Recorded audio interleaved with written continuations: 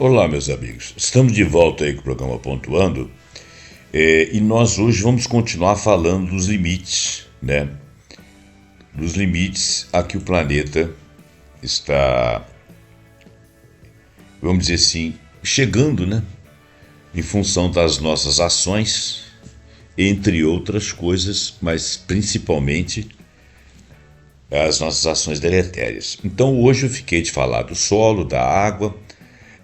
Chegamos a falar um pouco vamos falar em função disso da saúde humana e das doenças associadas à questão das mudanças climáticas, a crise ecológica, né, que nós estamos vivendo, estamos de fato vivendo, e por fim a gente vai fechar falando dos colapsos, né, do colapso social, adaptação, prognósticos e respostas, que é a hipótese, né, de fazer os prognósticos do que vai, quais são os colapsos daqui para frente. Aliás, nós estamos falando praticamente disso o tempo todo, nós já ultrapassamos 6 limites dos 9, né?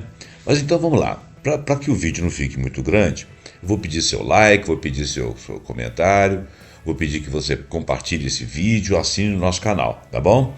Essa é a linguagem aqui da internet. Agora eu vou fazer os comentários que eu achar necessários e eventualmente eu dou minha opinião, você pode levar em consideração ou não concordando ou concordando, você deixa aí nos seus comentários desse vídeo, que isso faz muita falta para mim e para o meu canal.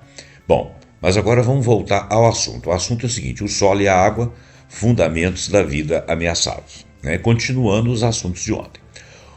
Falando dos limites, né? O solo e a água são recursos naturais fundamentais para a vida e o bem-estar do ser humano, e a sua gestão e deficiências representam ameaças crescentes, obviamente. Segundo a Organização das Nações Unidas para a Alimentação e Agricultura, que é a FAO, 33% do solo do planeta está degradado em níveis moderados e altos. E mais de 90% poderão ser degradados até 2050 se o ritmo atual de erosão do solo fértil persistir. Nós estamos falando de solo fértil, né? Solo que é possível fazer alguma coisa com ele. O solo do planeta está degradado principalmente devido às atividades humanas insustentáveis, como práticas agrícolas inadequadas, desmatamento, urbanização e poluição. A consequência direta dessa manipulação é o consequente aumento dos preços de produtos agrícolas, impactando a segurança alimentar global. A biodiversidade do solo é um componente vital. Os solos abrigam mais de 25% da biodiversidade global e são essenciais para nossos sistemas alimentares, com cerca de 95% dos alimentos produzidos direta ou indiretamente a partir desses solos, né? E dessa biodiversidade. Um solo saudável e biodiverso permite o cultivo de uma variedade de vegetais e plantas necessárias para uma boa nutrição e humana, no caso, né? Focando em mas nutrição de uma maneira geral, mas nutrição humana, né? Também, principalmente, pois os organismos não só disponibilizam os nutrientes disponíveis para plantas. A perda dessa biodiversidade afeta diretamente a nutrição dos alimentos e a saúde humana e a saúde dos outros animais de uma maneira geral, inclusive na produção de medicamentos também, medicamentos tanto para nós quanto para os animais, mas principalmente, como nós somos seres mais complexos, a medicação para nós, como antibióticos, muitos originários de micro-organismos do solo, né, porque a descoberta do antibiótico tem a ver com como que as bactérias conseguiam criar formas de combater umas às outras, né? E essa descoberta veio exatamente desses regionalismos do solo, onde uma colônia de bactérias conseguia retirar outra e matar e tal. E como que essas bactérias eram mortas? Essa descoberta foi mais ou menos assim.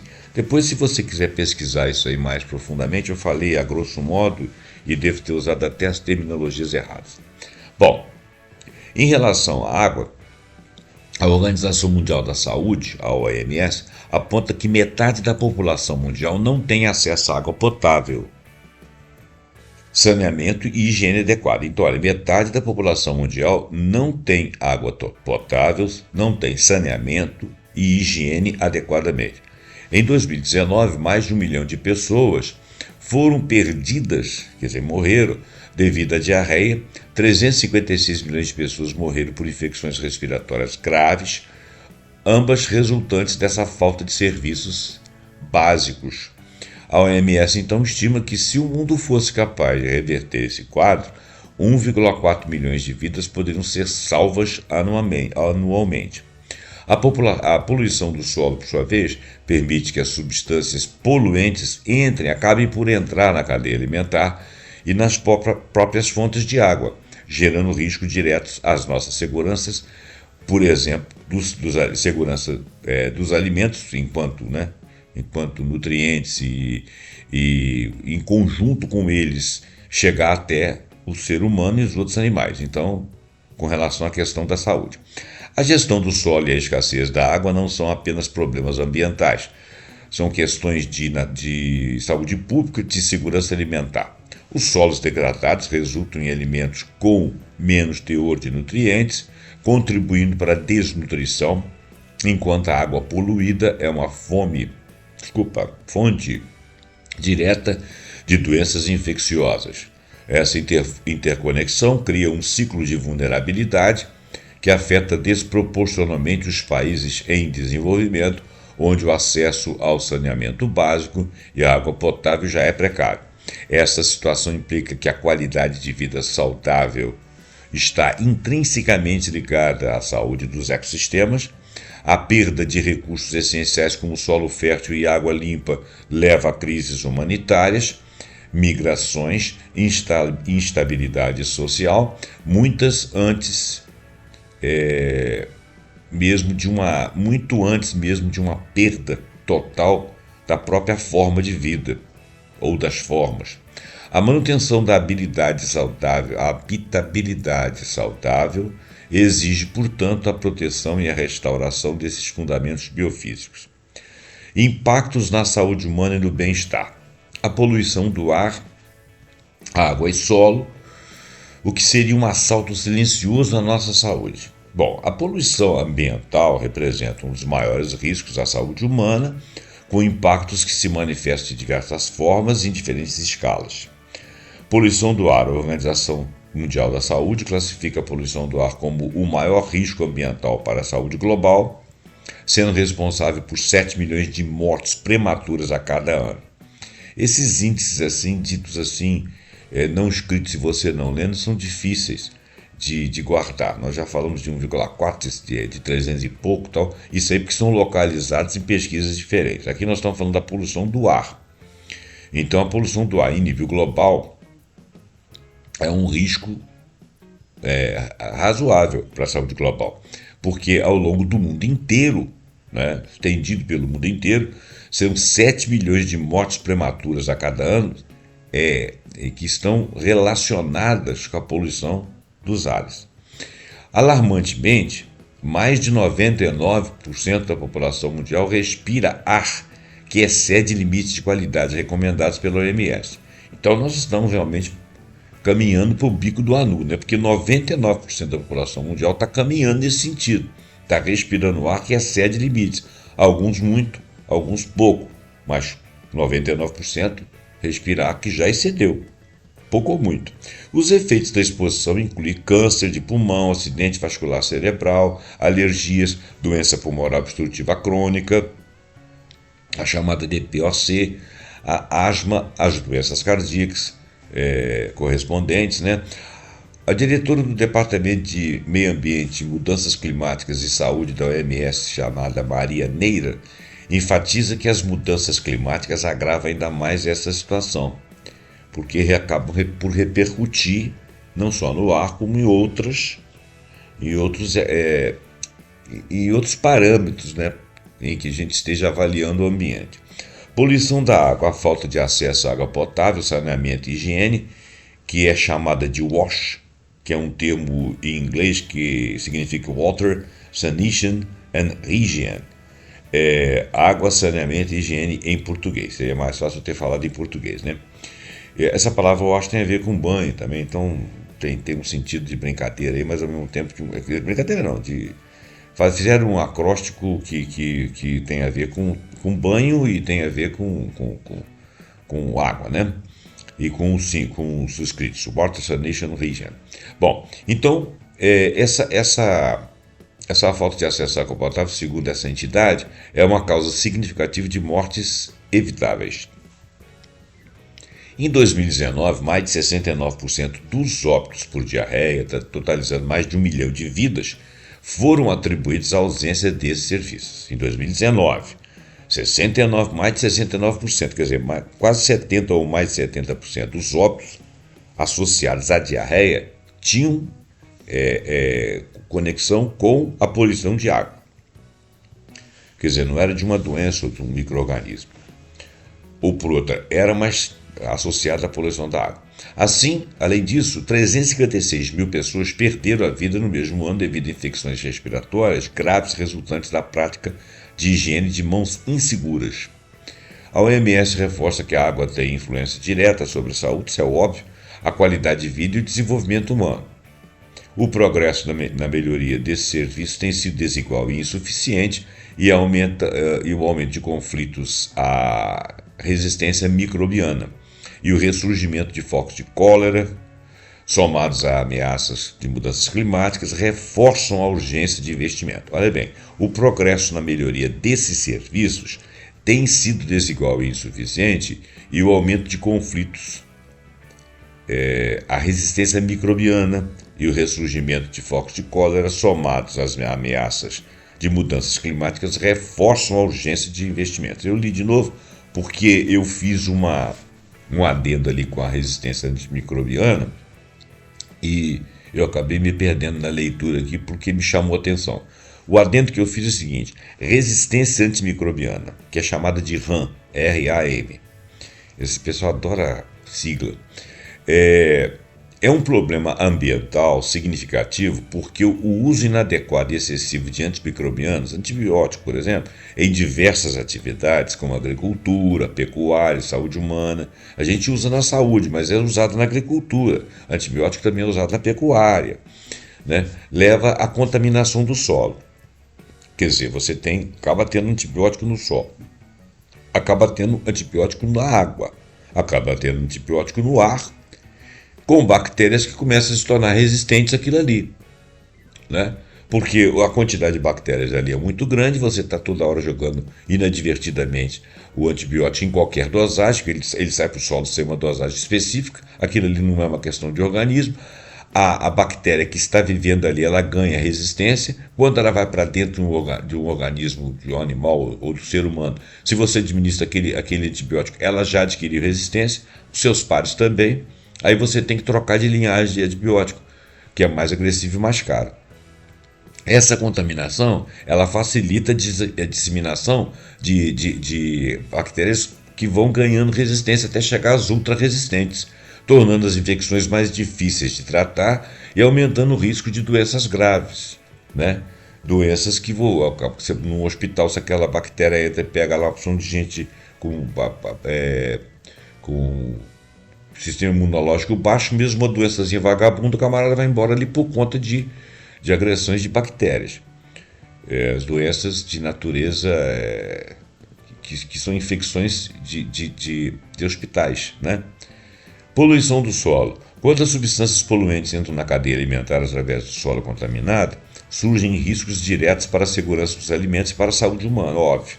A manipulação do solo afeta biodiversidades subterrâneas, que é crucial para a nutrição dos alimentos e para a produção de substâncias medicinais, incluindo os próprios antibióticos. Estudos indicam que a exposição de crianças a micro-organismos em solos saudáveis pode melhorar a resistência a doenças e prevenir problemas como alergia, asma e doenças imunes. O que eles estão dizendo? Historicamente, as crianças que estão associadas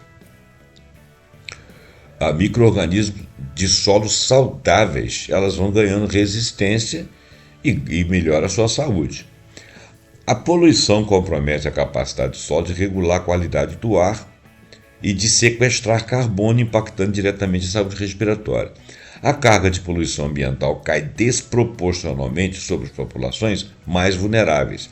A OMS estima que as mudanças climáticas têm um impacto de 20 a 30 vezes maior nos países em desenvolvimento e nos subdesenvolvidos do que naqueles que já se desenvolveram. Um quarto da população global, composta por indivíduos muito pobres, enfrenta dificuldades significativas no acesso à saúde, saneamento básico e água potável. As migrações ambientais, muitas vezes impulsionadas por desastres e manipulações, afetam desproporcionalmente os mais pobres, que são obrigados a deixar os seus lares e a exclusão e o sofrimento em novos ambientes, fora daquele local que está degradado. Esta situação implica em uma crise ambiental agravada pelas desigualdades sociais pertinentes, ou seja, consequentes, criando um ciclo vicioso de pobreza, doença e deslocamento. A perda de forma de vida saudável atinge primeiro e mais severamente populações marginalizadas, tornando a crise também uma questão de justiça social. As mudanças climáticas e as doenças relacionadas a ela representam uma das emergências de saúde mais urgentes da atualidade. Impactos diretos crescentes na morbidade e na mortalidade globais. A Organização Mundial da Saúde calcula que atualmente as mudanças climáticas provocaram pelo menos 150 mil mortos por ano, tem provocado. Um número que até 2030 existe a expectativa mórbida de que ele dobre. O painel intergovernamental de mudanças climáticas, o IPCC, alertou em 2022 que as mudanças climáticas estão ocorrendo muito mais rapidamente do que o temido. A Terra poderá atingir o limite de 1,5 graus na temperatura global por volta de 2030, uma década antes daquilo que já havia sido estimado, e uma década antes. Se o planeta atingir de fato desse aumento de 1,5 para 2 graus, os impactos podem ser tão intensos e generalizados que nós teríamos mais ou menos 1/3 da população mundial exposta regularmente, diariamente, a calor severo, destruição de recifes de corais de água quente, derretimento completo de gelo marinho do Ártico em pelo menos um verão a cada década, mais provavelmente mais de um verão. Doenças infecciosas e eventos extremos. O aumento da temperatura global contribui para a hipertermia e mortes diretas, pessoas que padecem quando o calor está muito grande e não conseguem reverter essa situação, como se estivesse no deserto. Eventos extremos como chuvas intensas e desastres naturais elevam o risco de doenças infecciosas e contagiosas, incluindo a leptospirose, hepatite, a dengue, a chikungunya e a zika. Você pode notar que em momentos chuvosos você tem mais risco, de dengue, chikungunya e zika. E se você tiver chuvas intensas, fora de época, e também temperaturas altas fora de época, com as devidas chuvas, você corre o risco de doenças infecciosas contagiosas subirem de padrão. A perda da biodiversidade e desmatamento também estão ligados à emergência de doenças infecciosas como malária, febre amarela, febre maculosa, e acredita-se que se desenvolveu para um surto de ebola da África Ocidental. Relatórios da Plataforma Intergovernamental sobre Biodiversidade e Serviços Ecossistêmicos indicam que aproximadamente 5 novas doenças com potencial pandêmico surgem anualmente, muitas delas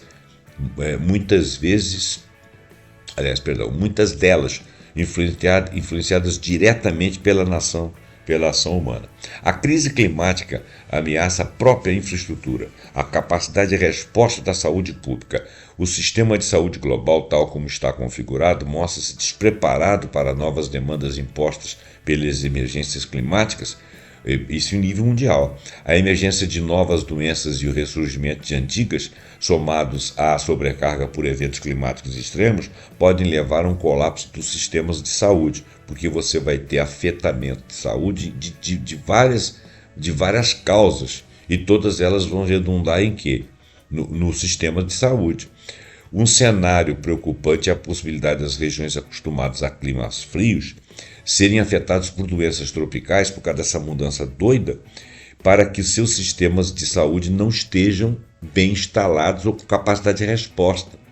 Essa situação implica que uma crise climática pode levar a impactos massivos na mortalidade e na morbidade, resultando em um intervalo generalizado de vida saudável e na incapacidade de fornecer cuidados básicos de saúde a uma parcela significativa da população que vai ficar sequelada e sempre submetida a esses intervalos em que você tem a saúde debilitada. Saúde mental e crise ecológica, existe uma ascensão da ecoansiedade. Essa definição de ecoansiedade, ela é fácil de ser dada. Eles fizeram essa associação apenas para estar tudo dentro do mesmo assunto de um quadro.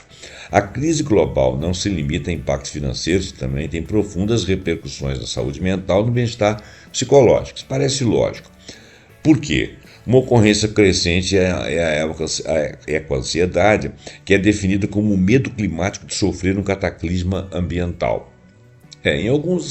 Aqui, por exemplo, no Brasil, onde eu vivo aqui, eu não creio que a gente sinta tanta diferença, mas quando você começa a perceber que o clima está tendo muitos altos e baixos, ainda que isso não seja tão agressivo, você fica cabreiro, porque você sabe que existem agricultores, né? As crianças começam a adoecer mais rapidamente, os hospitais de repente ficam cheios, os médicos, e você alguns que não precisam, começam a precisar de planos de saúde que não dão conta de resolver o SUS, dos prazos e tal. Então, gera uma ansiedade. Agora, tem lugares que isso é extremado, porque já chegaram no nível do extremo.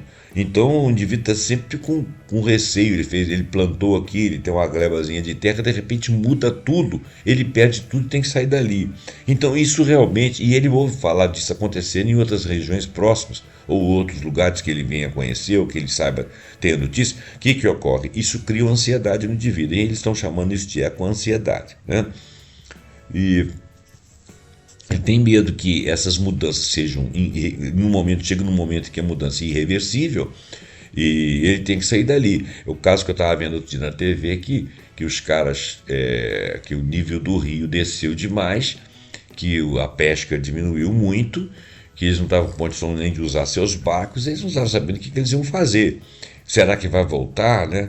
O que vai acontecer? E isso gera uma ansiedade, mudou o lugarejo lá, mudou toda a economia do lugarejo. Como é que eles vão fazer para sobreviver? E a alimentação, como é que vai ficar? E decorrente disso a saúde, né? Então, é com ansiedade.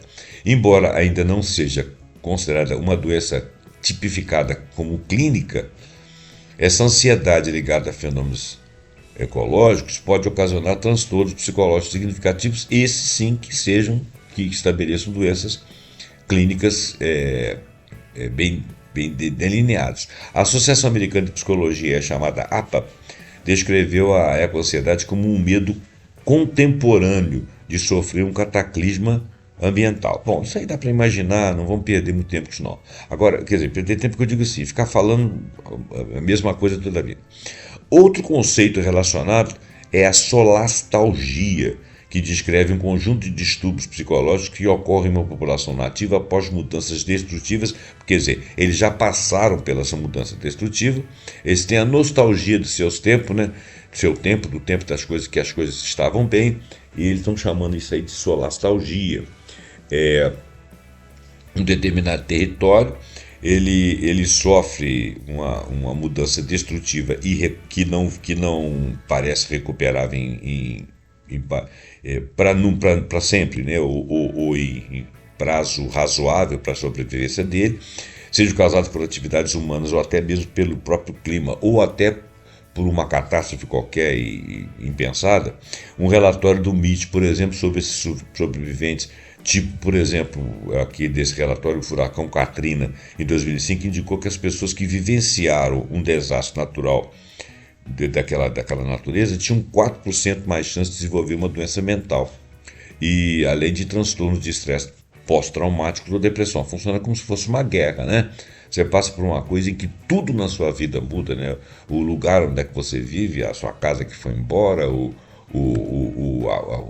os prédios que caíram, e quer dizer, mudou tudo, né? Mudou tudo de uma noite para o dia, você perdeu tudo, isso é traumatizante. E isso pode acontecer com o desastre climático já anotado como possível pela prática do ser humano e pelos índices que estão mostrando que aquilo ali está para acontecer. Então, a eco-ansiedade é amplificada pela sensação de impotência diante da inação política e da magnitude do problema, e essa ação política, muitas vezes, não são só as nossas atitudes, nossos cidadãos do dia a dia. São atitudes de grandes empresas, são atitudes de políticos, de departamentos inteiros que possam mitigar um problema lá na frente, tomando atitudes com legislação, tomando cuidado, fazendo fiscalização. Então, a percepção de que as mudanças climáticas são irreversíveis ou vem sendo irreversibilidade delas em alguns aspectos, e que esses esforços nossos individuais não são suficientes, contribui significativamente para um sofrimento psicológico e até para um desgaste, porque uma sensação de impotência mesmo, porque você nunca consegue que alguém que seja poderoso, que esteja conseguindo controlar as coisas, nunca controla a seu favor, sempre em seu prejuízo, em ganho dele, que ele, embora ele esteja ali também submetido ao mesmo sistema de prejuízo, mas ele vai para outro lugar, né? Até que não tenha mais lugar para ele ir, né? O psiquiatra Philip Connors aponta que a preocupação e a ansiedade são questões normais a um problema sério como as mudanças climáticas, mas tornam-se problemáticas quando começam a interferir no dia a dia das pessoas, na vida diária. Essa situação implica que uma crise ecológica não é apenas uma ameaça física, ela é também uma crise de saúde mental coletiva, e isso começa a criar um problema da coletividade. A perda de forma de vida saudável inclui a abrangência de saúde psicológica e a capacidade de florescer. Como é que amanhã meus filhos vão estudar, eu vou investir, esse meu negócio não está dando certo, vou ter que mudar daqui. A garotada perde tempo de estudo, perde ano escolar. Como é que é isso no futuro deles, né? Além do medo durante todo aquele problema, a ação coletiva e o engajamento cívico tornam-se não apenas uma solução ambiental, mas uma estratégia de saúde mental para restaurar a agência e a esperança, permitindo que os indivíduos e as comunidades venham a se recuperar ou tenham pelo menos um senso de controle e propósito diante da crise. Eles não estão ali a esmo como se estivesse durante uma tempestade ao relento. O colapso social. Como é que vão se dar as adaptações e os prognósticos? Teoria do colapso civilizacional, lições do passado e projeções para o futuro. Olha bem, o conceito de colapso social também é conhecido como colapso civilizacional, refere-se à queda de uma sociedade humana completa, caracterizada pela perda de identidade cultural, pela complexidade socioeconômica, pela queda dos governos e pela ascensão da violência, e tudo bagunçou. As possíveis causas para um colapso social são multifacetadas, existem muitas, incluem desastres naturais, as guerras, doenças decorrentes de uma coisa ou outra, fome decorrente de uma coisa ou outra, colapso econômico, declínio populacional, migrações em massa, de qualquer forma. Então, historicamente, algumas civilizações como os maias, Império Romano Ocidental, a sociedade da Ilha da Páscoa sofreram um tal destino, embora alguns como China e a Índia tenham sido transformadas, porém revividas. A China passou por desastres assim, a Índia também passou, mas conseguiram dar a volta. Agora, tem alguns estudos recentes que dizem que pode não ter havido colapso por motivos ambientais antes da chegada dos europeus na Ilha da Páscoa, e a Ilha da Páscoa sempre é citada.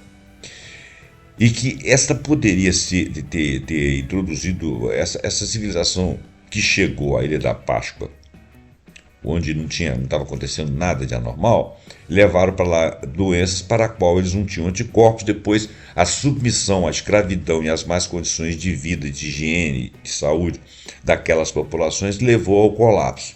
É possível que alguns outros fatores conjugados associados ao meio ambiente podem ter feito esse colapso. Isso está, por enquanto, em aberto. Eu usei aqui o exemplo porque o texto usou, mas eu próprio já vi falar que a Ilha da Páscoa não necessariamente teve um problema de modificação ambiental a ponto de perda. Parece que o colapso que houve lá tem mais a ver por ser um lugar isolado, que chegou a uma massiva quantidade de europeus, trouxeram muitas doenças para uma população pequena, depois escravizaram essa população, e ali eles chegaram no limite da sociedade, e a sociedade não conseguiu dar a volta, né? Isso pode acontecer com algumas localidades, normalmente com países que têm regiões tão grandes, assim, situações mais de um ecossistemas interligados. Ali era uma ilha, então eles eram muito isolados, o que perdia mesmo. Bom, então fiquem abertos. No contexto contemporâneo, a colapsologia surge como um neologismo, então, para designar o estudo transdisciplinar dos riscos do colapso civilizacional com relação às questões industriais. Esta área de estudo concentra-se nas sociedades atuais, industriais, globalizadas, preocupando-se com o colapso geral induzido pelas alterações climáticas, escassez de recursos, vastas extinções e desastres naturais. A base científica da colapsologia remonta a relatórios de como os limites do crescimento, material publicado em 1972 por uma equipe do MIT a pedido do Clube de Roma, nós já mencionamos isso.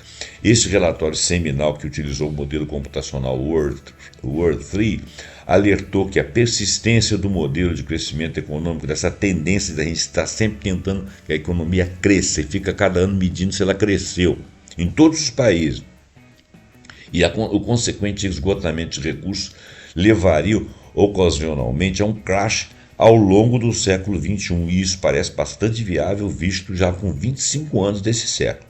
50 anos depois, uma análise, agora, né, depois de 1972, 50 anos depois de uma análise de Graham Turner, em 2018, da SCIRO, não sei como é que a gente falaria isso, mas é da comunidade científica e industrial, a pesquisa da Organização Científica e Industrial da Commonwealth, na Austrália, confirmou que as mudanças na industrialização, na produção de alimentos e na poluição foram consistentes com a variação dos colapsos econômicos e sociais que venham sendo observados durante o século XXI. Os principais impulsionadores dessa perda do colapso econômico do século XXI incluem mudanças no uso da terra e do mar, exploração direta de organismos, mudança climática, poluição e espécies invasoras, inclusive exploração direta de organismos, determinados organismos que são usados, inclusive modificados geneticamente. Segundo o Living Planet Report da World Wide Fund for Nature, que é o Fundo Mundial para a Natureza, né? As populações de vertebrados diminuíram em média 69% desde 1970. Gente, isso é muito alto. Os colapsologistas acrescentam, ou melhor, acreditam que o colapso na civilização industrial será resultado de uma combinação de muitos fatores que nós viemos falando. Olha só. Crises ambientais, crise econômica, crise geopolítica e crise democrática. Porque existe uma linha que liga tudo isso aí, ainda que alguns tenham motivações diferentes.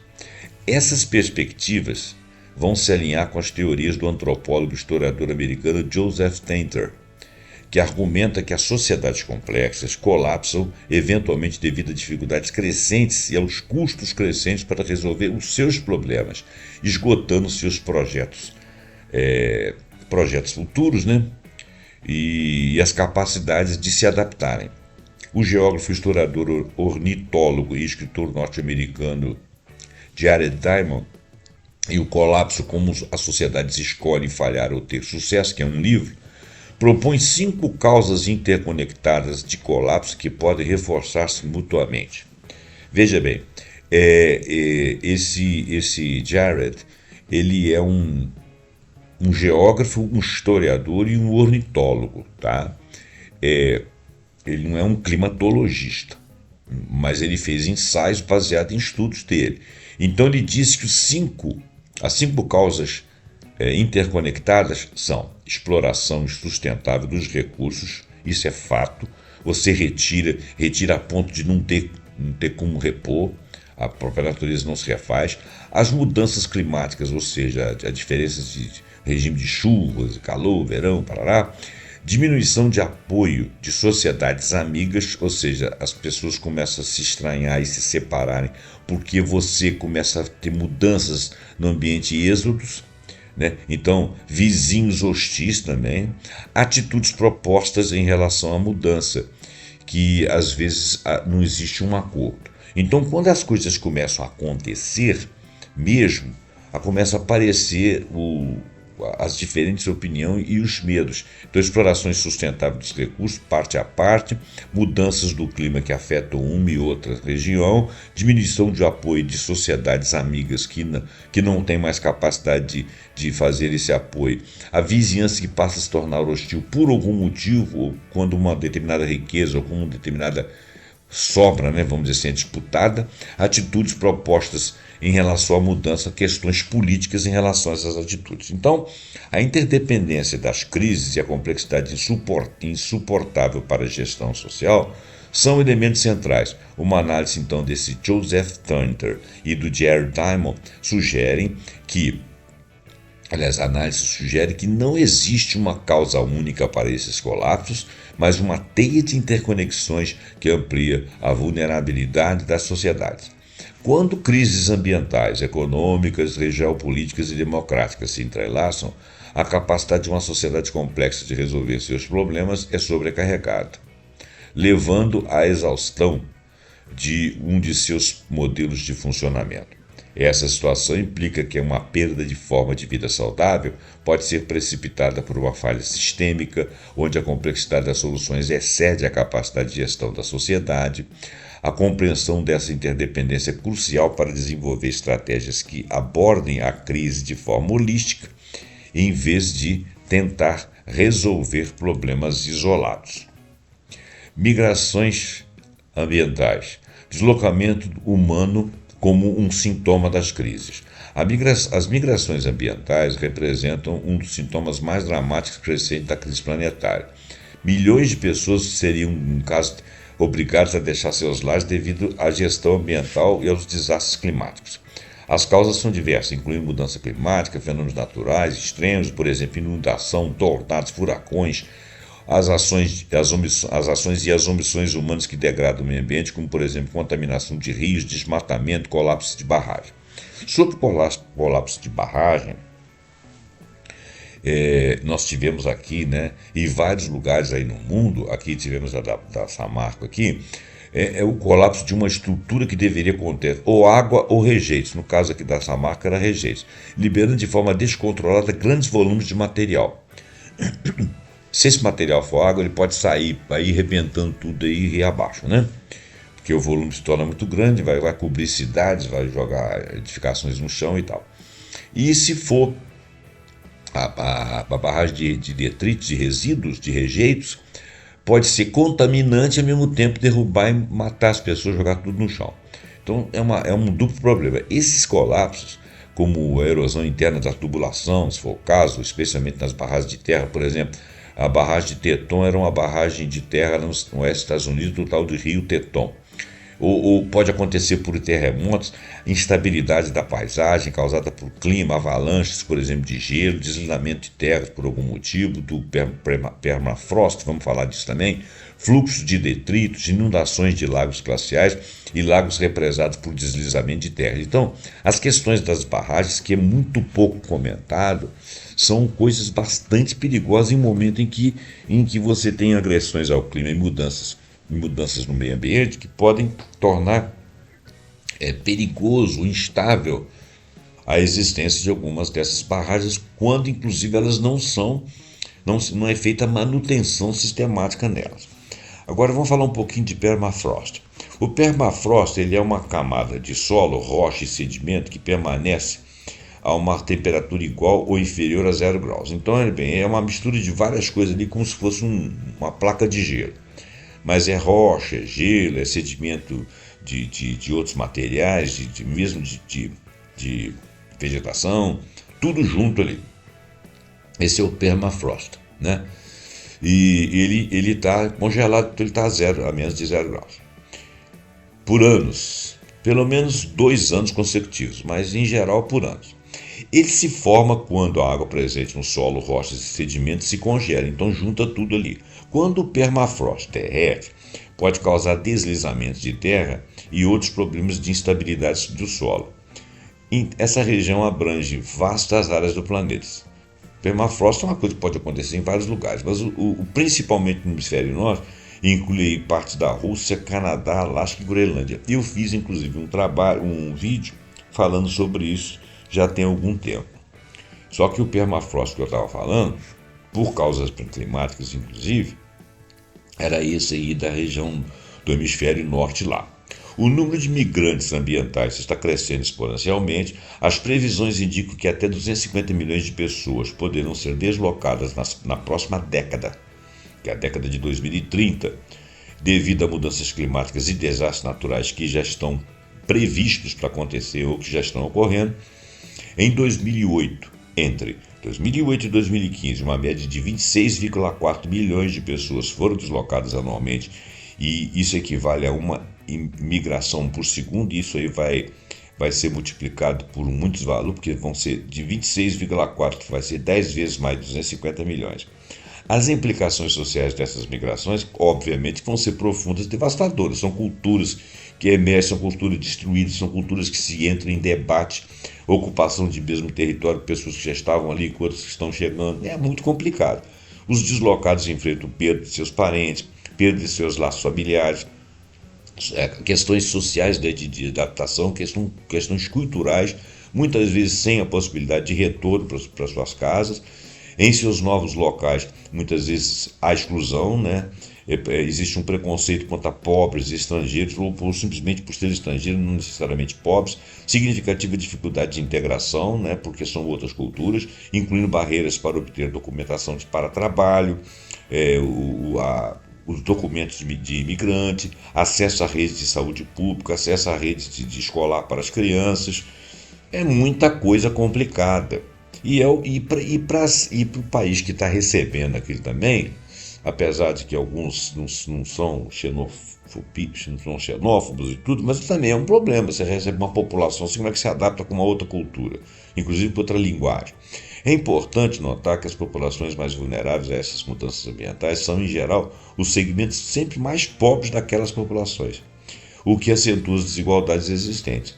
O aumento da pressão populacional em regiões receptoras, combinado com práticas ambientais sustentáveis que permanecem, pode levar a novos desastres ou conflitos socioambientais e nova migração em massa. As migrações ambientais, especificamente uma crise humanitária silenciosa e crescente, ela é muitas vezes invisibilizada. A gente não está percebendo porque elas são migrações ambientais. Não é porque houve uma guerra lá, não. O cara saiu de lá porque o cara é seca. Pô, lá está tendo muita inundação, mudou o clima completamente, não dá mais para viver do jeito que a gente vivia lá, né? A falta de estrutura social e vontade política para lidar com essas mudanças forçam situações de exclusão e sofrimento, né? Obviamente, exacerbando a vulnerabilidade que já existia e que piora. Essa situação implica que uma perda de forma de vida saudável será para milhões de pessoas, e ela já está em curso, através do deslocamento provocado e pelas dificuldades de integração em novos ambientes que nós já estamos observando mundo afora, não é só na Europa, né? A capacidade da humanidade para manter uma vida saudável dependerá em grande parte da revisão de políticas migratórias, da construção de modelo de desenvolvimento humano sustentável, tá, em nível mundial. Então nós temos que reunir lideranças políticas que garantam direitos, redução de exclusão, exigindo cooperação global sem precedentes para controlar e mitigar essas posições. Que hoje você está recebendo imigrante, amanhã você pode fazer parte dessa dessa quantidade de pessoas que tenham que se deslocar. Resiliência, adaptação, estratégias para o futuro incerto. Diante dos prognósticos, a manipulação ambiental e o colapso social, resiliência e adaptação emergem como estratégias cruciais para a humanidade. Só que resiliência é uma coisa que você tem a partir de certos fatores, não são só questões emocionais, né? A adaptação consiste em reduzir vulnerabilidades aos efeitos negativos das alterações climáticas, por exemplo, secas, ondas de calor e inundações, e, portanto, se antecipar, planejar e identificar as oportunidades que possam surgir dessas mudanças, para que você possa orientar as saídas. E essa resiliência, quer dizer, essa capacidade de você adaptar-se a novas situações e voltar ao estilo de vida saudável, de saúde saudável, demanda uma previsão.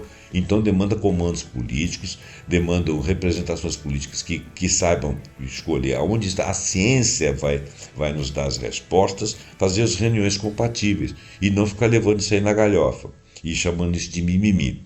A resiliência socioecológica refere à capacidade de um ecossistema recuperar e retornar às suas funções após um impacto. É isso que significa resiliência. Mas isso é claro que pode ser emocional individualmente, e mesmo em relação às pessoas. Mas nós estamos falando de resiliência sociológica, ou seja, onde a sociedade é capaz de voltar a viver da forma como era antes, porque ela se antecipou e se adaptou. E no contexto humano, uma comunidade resiliente possui a capacidade de se antecipar aos riscos, né? De limitar os impactos que você está vendo que vai acontecer, absorver esse choque e prosperar no ambiente que foi modificado, um ambiente de incerteza, com mudanças aceleradas. Quer dizer, com planejamento, não vou dizer que é bom, mas pelo menos a gente está preparado. E isso está começando a ser necessário. Por isso que tem que ter as COPs aí. Mas quantas pessoas levam para casa os deveres de casa das COPs e realizam alguma coisa? A antropologia da adaptação estuda respostas locais às mudanças globais, permitindo que as comunidades não se distinguam entre meio ambiente, economia e identidade, pois tudo isso interage e afeta a vida local.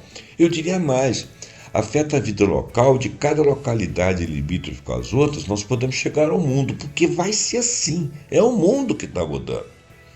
Thomas Hillel Eriksen, que é um antropólogo da Universidade de Oslo, destacou a importância de se compreender como as pessoas respondem e falam sobre a crise climática e como o envolvimento ambiental muitas vezes começa com ações ao alcance do cidadão, como salvar uma árvore, salvar golfinhos, em vez de tentar resolver o problema global de uma vez, para quem não tem essa capacidade, porque a gente reúne muita gente. Então, eu venho dizendo isso nesses programas. A sociedade tem que perceber que cuidar é uma riqueza. Nem todo mundo tem paciência, tempo e competência para cuidar.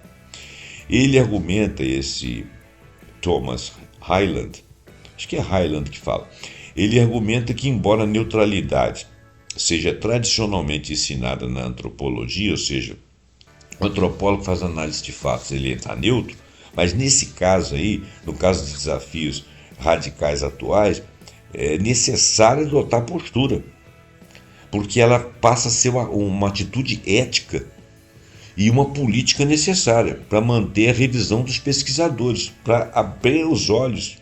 Então não é uma questão de você tomar partido, até porque você está tomando partido a favor da humanidade como um todo, você não está opondo um lado contra outro. A resiliência não é apenas tecnológica, ela é social e cultural, obviamente. A valorização e a integração do conhecimento tradicional e das práticas culturais indígenas, só para falar disso, e dos quilombolas, tem oferecido modelos de interação combinados com a natureza que são essenciais para a adaptação. Então nós poderíamos observar como que eles agem, fazer um estudo aprofundado sobre a vivência deles. A antropologia, por exemplo, destaca a necessidade de abordar a crise global a partir de respostas locais, como esses citados, onde as pessoas sentem os impactos diretamente e começam a desenvolver soluções contextuais, porque eles conhecem aquele ambiente. Historicamente, essa perspectiva implica que a capacidade de manter uma forma de vida saudável depende muito da programação de uma governança participativa que capacite comunidades inteiras a construir sua própria resiliência, em vez de importar soluções de cima para baixo ou importar de outros, porque diz respeito a outros ecossistemas que de repente tem a solução daquele. Mas o comando para fazer isso aí, embora local, embora vertical de certa forma, e baseado na ciência, mas ele tem que ser um comando de governança mundial, porque aquilo que acontece num local que diferencia ali, onde alguns entendem, acaba por ser limítrofe a outros locais que são diferentes, mas que vão sofrer consequências, vão receber consequências também. Logo, a governança atual é global. Não adianta você começar por um tema por um desses esses limites. Não adianta você começar por uma sociedade, ou por algumas corporações, ou por alguns governos. Nós temos que fazer reuniões mundiais. Não tem jeito de ser de outra forma. A crise é planetária, a questão do clima interligado é mundial, não é local apenas. Nós podemos estragar local, mas repercute mundial. Então, a colaboração entre o conhecimento científico e o saber local é fundamental para desenvolver estratégias de adaptação adequadas. Bom, medindo o bem-estar, além do consumo. Limitações do produto interno bruto como indicador de bem-estar. Nós já falamos sobre isso. O produto interno bruto tem sido muito tempo o principal indicador de progresso econômico e social de uma nação. Mas ele tem pouco significado. Ele só significa que você teve movimento ali. Mas aquilo ali representa o quê, além desse movimento? Eu já disse para você, por exemplo, que se tiver uma catástrofe, Deus nos livre disso, no Brasil hoje, se for precisar de mobilizar populações, pegar dinheiro, pagar gente para poder fazer um grande movimento para resolver aquele problema, isso aí aumenta o PIB. Aonde que está aí o crescimento? Aonde que está aí o bem-estar? Aonde que está aí a melhora de vida? Houve um movimento que teve uma catástrofe e o PIB mediu isso aí, aumentou. E daí? Não significou muita coisa. Então, a sua adequação para a medida de bem-estar e qualidade de vida é muito questionada. O PIB concebe, na realidade ele foi concebido, né? Ele foi concebido para medir a atividade econômica, ou seja, produção de bens e serviços. Ele não tem capacidade de capturar progresso total, progresso social, onde inclua muitas coisas de um país. Os críticos apontam que o PIB ignora aspectos cruciais da nossa vida. Por exemplo, sustentabilidade ambiental, uma delas. Outro exemplo, despesas com saúde e educação são tratadas como consumo no cálculo do PIB, sem avaliar a qualidade e o impacto real no bem-estar das pessoas desse, entre aspas, consumo. Não é consumo, é que isso é essencial. Além disso, o PIB não contabiliza o custo ambiental de produção e do consumo, tratando a manipulação do meio ambiente como se fossem externalidades, ou seja, custos que não são internalizados na contabilidade econômica, largados de lado. O próprio criador do PIB, da medida do índice de PIB, chamado Simon Kuznets, ele afirmou em 1934 que o bem-estar de uma nação naturalmente não pode ser inferido de uma medição de renda nacional. Renda nacional. Não tem como você fazer essa inferição, né? Inferimento. Que o bem-estar de uma nação naturalmente pode ser inferido de uma medição de renda nacional. Isso não é possível. A dependência do PIB como principal métrica do progresso perpetua a ideia de que crescimento infinito, ignorando que os limites planetários, os custos sociais e ambientais associados. Gente, isso parece tão racional. Como é que as pessoas podem ser tão irracionais? Veja bem, o Brasil precisa de crescer. Tá. A China precisa de crescer. Mais do que ela já cresceu. Os Estados Unidos precisam crescer. Nós só precisamos resolver o problema interno deles lá, porque eles fizeram uma orientação de economia que não funciona. Eles drenaram o dinheiro da população toda em favor de algumas corporações. Então, eles têm dinheiro, eles têm que movimentar esse dinheiro de alguma forma. Aqui no Brasil, razoavelmente, é um pensamento similar.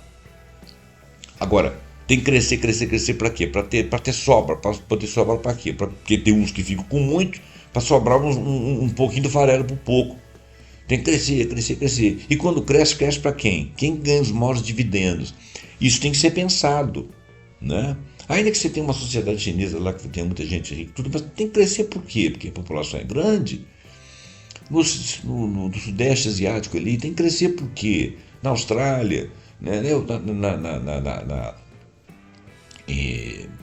Europa, aqui mesmo na América Latina, precisamos de crescimento, sim, porque nós importamos muito e tal. Talvez não seria melhor a gente ter uma distribuição melhor de renda, tiver um pouquinho e crescer assim, começar a produzir mais com as nossas matérias-primas, evitar exportar, para não ter que ficar arrumando moeda de fiduciária, que é o dólar, mas de repente pode mudar, e ter que ficar bancando reserva de moeda fiduciária para você poder se garantir a maneira de uma poupança de uma família que de repente pode ter que comprar remédio, alguma coisa, sabe? Eu acho que a gente podia criar um pouco mais de valor aqui dentro, ter o nosso próprio mercado, de repente competir lá fora, mas todo mundo, por uma questão de meio ambiente, parar com essa ideia de que nossas economias têm que crescer, né? Temos que usar mais tempo os produtos, né? As coisas têm que ser menos descartáveis, principalmente roupa. Roupa hoje em dia é extremamente descartável. Você usa roupa, você usa camisas 6 meses de um ano, isso é um absurdo. Isso vai para lixo, né? Bom, continuando aqui, senão nós vamos levar uma hora aqui. Essa situação implica que, para evitar o colapso generalizado, é imperativo mudar o objetivo do crescimento do PIB para um florescimento dentro de limites planetários. A redefinição de progresso portanto, fundamental para orientar as políticas e comportamentos em direção à sustentabilidade e ao bem-estar genuíno, liberando que a prosperidade humana não pode ser dissociada de saúde nossa e do planeta. Existem indicadores alternativos de qualidade de vida e bem-estar. Como o PIB é limitado, né, nós temos medidas mais abrangentes. Por exemplo, aquela questão da Kate Raworth, que eu já falei várias vezes em programas para trás, nesse programa mesmo, da rosquinha, né, do Donuts, o Donuts Economics. A economia do Donuts, desenvolvida por Kate Raworth, apresenta uma visão para o século XXI, que busca atender às necessidades de todos os seres humanos dentro dos meios do planeta. O modelo é visualizado como uma rosquinha, que é o Donut, né, composta por anéis concêntricos. A fundação social, que seria o anel interno, representa as 12 dimensões essenciais para uma vida digna, derivadas de padrões sociais mínimos acordados internacionalmente nos Objetivos de Desenvolvimento Sustentável, que são as ODS de 2015. Isso inclui acesso à alimentação, moradia, saúde, educação, voz, política e equidade, garantindo que ninguém fique aquém do essencial para o bem-estar. Então, esse aí seria o anel interno. O anel externo, chamado teto ecológico, composto por novos limites planetários identificados pelo Centro de Resiliência de Estocolmo. Este anel define os limites ambientais seguros para a pressão humana. O objetivo é garantir que a humanidade não ultrapasse a capacidade de suporte dos sistemas periféricos da Terra, como um clima estável, solos férteis e uma camada de ozônio protetora, parará. O espaço entre esses anéis, dessa rosquinha que é o Donut, propriamente dito, seria o espaço ecologicamente seguro onde nós estaríamos trafegando, né? Que é onde nós podemos prosperar, e se a gente começar a crescer, a gente começa a atingir os limites. Então o objetivo da economia do Donut é mudar a meta de crescimento infinito do PIB para um florescimento dentro da rosquinha, promovendo dinâmicas regenerativas e distributivistas dentro da rosquinha, dentro do corpo da rosca, né? A economia do Donut oferece uma estrutura visual e conceitual para integrar as dimensões sociais e ecológicas do bem-estar, superando falhas do PIB. Ao definir um espaço de operação seguro e justo, que nós já saímos dele, né? Ela fornece um guia claro, a Kate Raworth, claro, para políticas e ações que buscam prosperidade holística, ou seja, generalizada. Sua adoção é crucial para orientar a humanidade para um futuro onde as formas de vida saudáveis sejam universalmente acessíveis e ecologicamente sustentáveis. O Índice de Desenvolvimento ajustado a pressões planetárias, ele é um IDHP, é um outro índice, né? É uma medida experimental que ajusta o desenvolvimento IDH que nós conhecemos para incluir pressões planetárias nesse nosso antropoceno. O IDH foi criado em 1990, ele avalia desempenho de países em dimensões sociais e econômicas como saúde da população, nível de escolaridade e padrão de vida. Esse IDHP incorpora fatores como emissão de carbono per capita, baseado na produção, obviamente, e a pegada material per capita para compensar a tal pressão humana excessiva do planeta. Então ele mede esse índice aí, quando o desenvolvimento humano está sob a pressão de práticas humanas. Ele em um cenário ideal, sem pressões planetárias, esse IDHP ele tem que ser igual ao IDH. né? O índice de desenvolvimento humano, sem qualquer coisa que retire brilho dele. Mas se retirar, se houver pressão humana, nós temos o outro índice, IDHP, que não será igual ao IDH. No entanto, à medida que a pressão aumenta, o IDHP diminui em relação ao IDH, né? Por quê? Porque você coloca lá a pressão humana subjacente para se ter o valor do IDH. Então, esse valor IDHP ele se torna menor, mostrando que não existe uma prosperidade necessária, que tem um desenvolvimento presumido, mas que ele está gastado pelas pressões das ações humanas. O ajuste é calculado com uma média aritmética dos dois índices, o índice de emissões de dióxido de carbono per capita e o índice de pegada material per capita. Esses dois índices aí, em média, vão dar uma diminuição ou não do IDHP para que ele não seja menor que o IDH. O IDHB então revela o impacto do ajuste e é geralmente pequeno para países com baixo desenvolvimento humano, né? Porque você já tem o baixo desenvolvimento humano, então o IDHP é pequeno também, é quase igual. Mas países que têm muito alto índice de desenvolvimento humano, se você considerar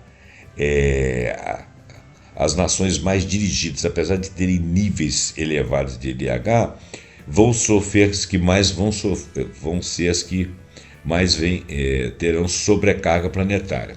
Isso indica que as nações mais dirigidas, né, apesar de terem níveis elevados de IDH, são as que mais sofrem para a sobrecarga planetária. E porque considera todas as outras coisas. Essa constatação implica que a perda de forma de vida saudável é um problema global, mas a responsabilidade de agir nisso aí é desproporcional. Uma transformação mais significativa deve vir de países desenvolvidos, que precisam reavaliar seus padrões de consumo e produção para reduzir sua pegada ecológica e permitir que outras nações se desenvolvam de forma mais equitativa dentro dos limites planetários. Então, o IDHP serve como um incentivo a essa transformação, destacando a necessidade de um progresso que não comprometa a saúde do planeta. Quando você tem um HP baixo em relação ao seu IDH, você tendo capacidade de ter um H alto, é porque você está prejudicando terceiros. Então, esse é um índice bastante justo. Outros indicadores, né? Tem o índice de progresso genuíno, GPI, que é o índice que mede bem-estar econômico sustentável, deduzindo custos ambientais como poluição, custo de saúde, incluindo benefícios não mercadológicos, como o valor do trabalho doméstico involuntário, com os cuidadores, né? Ele distingue entre despesas positivas que aumentam o bem-estar e negativas com custos de criminalidade ou custos de acidentes. Tem o índice de felicidade interna bruta, que é calculado lá no Butão, que é um país, né? Em 1972, o FIB, né?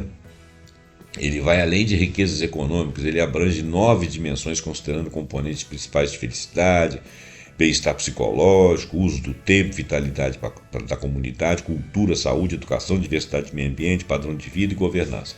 O índice de canadense de bem-estar, que é uma versão como o do Butão, bem focada na sociedade deles, mas que pode ser imitado pelo resto do mundo, compõe e monitora a estabilidade, a mudança de bem-estar dos canadenses em 8 domínios interconectados: vitalidade comunitária, engajamento democrático, educação, meio ambiente, populações saudáveis, lazer, cultura, padrões de vida, uso de tempo. Quer dizer, são visões de sociedade bem mais amplificadas. Indicadores de qualidade de vida de Calvert-Henderson, que foram desenvolvidos em 2000, utilizam um painel de 12 indicadores para avaliação abrangente da qualidade de vida, incluindo educação, emprego, energia, meio ambiente, saúde, direitos humanos, renda, infraestrutura, segurança nacional, segurança pública, atividade e moradia. Isso em países em desenvolvimento é muito difícil de se ver, né? Esses indicadores demonstram um reconhecimento crescente da necessidade de uma abordagem bem mais complexa e integrada de fatores para medir progresso, né? E que reflita a interconexão entre o bem-estar humano e a saúde do planeta, né? Conclusões. O limite da habitabilidade e o caminho à frente. Vamos ver. Já estamos no processo de conclusão. O vídeo já ficou grande, né? Então, a gente, pela nossa observação, a humanidade está se aproximando rapidamente do limiar crítico. Perda total de forma de vida sustentável. Infelizmente, esse limite não se configura como um dado específico no calendário. Nós podemos, inclusive, riscá-lo, retirar do calendário se nós tomarmos atitude. Mas se a gente não fizer nada, vamos chegar a um nível, um dia, nesse dia, né? A persistência no modelo de crescimento ilimitado, conforme alertado pelo relatório, os limites do crescimento há mais de 50 anos, diz que vai haver um crash significativo se nós não tomarmos providência. A solução para essa crise complexa não reside em ações isoladas. São questões de governança global, transformação sistêmica, integrada em nível de planeta. Então, temos de respeitar os limites planetários, reinventar o conceito de progresso, modificar a ideia de o que é riqueza, promover justiça social, mas também justiça ambiental e social em relação a outros países, investir em resiliência e adaptação por população e na população global, gerenciar a transição energética, transição de material de forma responsável, substituir matérias-primas. O cenário atual é grave, né? E os desafios são monumentais. A ciência indica um futuro seguro e habitável com uma interrogação, mas é possível. Então, a capacidade da humanidade de reverter essa trajetória e garantir uma forma de vida sustentável vai depender de uma mudança profunda, coletiva de valores, nas representações e nas formas de agir contra os grandes conglomerados, os políticos mais proeminentes, países que são mais desenvolvidos, que resistem a essas mudanças. Então, o nosso embate é político e global. Gente, vamos terminar, porque acabou ficando grande demais. Muito obrigado pela sua atenção. Deixe seu like, deixe seu comentário, assine o nosso canal e até o próximo programa pontuando com algum assunto que nós acharmos muito interessante. Muito obrigado.